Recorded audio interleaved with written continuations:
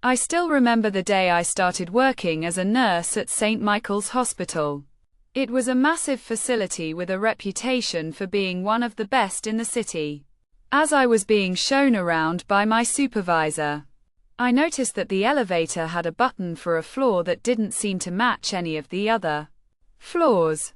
It was labeled B4 and looked older than the rest when I asked my supervisor about it. She hesitated and told me that it was a maintenance floor, off limits to staff. I didn't think much of it at the time, but as the days went by, I began to notice that everyone seemed to avoid talking about B4. It was as if it didn't exist. One night, I was working the graveyard shift and had to deliver some files to the hospital's administrative office, which was located on the basement level. As I stepped out of the elevator, I felt a chill run down my spine. The basement was dimly lit, with flickering fluorescent lights that cast eerie shadows on the walls. I made my way to the office, but as I was about to enter, I saw the door to the stairwell that led to B4.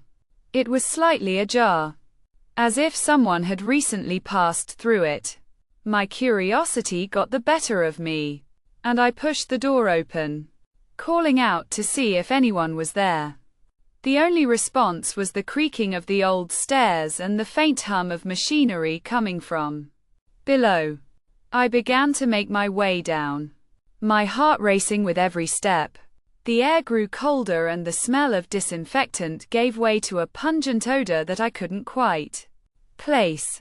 As I reached the bottom of the stairs, I saw a long corridor stretching out before me, lined with doors that seemed to lead to various rooms and laboratories.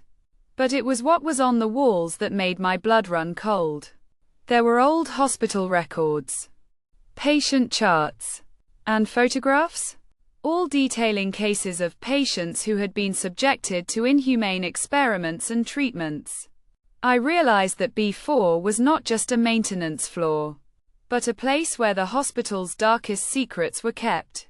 I knew I had to get out of there, but as I turned to leave, I heard the sound of footsteps coming from one of the rooms. They were heavy, deliberate footsteps, as if someone was trying to make their presence known. I tried to run, but my feet felt heavy, as if they were rooted to the spot. The footsteps got closer and closer, until I saw a figure emerging from the shadows. It was a woman in a hospital gown, her eyes black as coal, and her skin gray and decaying. She reached out a hand and touched my face, and I felt a surge of pain and terror. When I came to, I was lying on the floor, my head throbbing with pain. The woman was nowhere to be seen, but the records and photographs were still on the walls, a grim reminder of the horrors that had taken place on B4. I never spoke of that night to anyone, but I knew that I had to get out of that hospital, to escape the darkness that lurked in its depths. I quit my job the next day, and never looked back.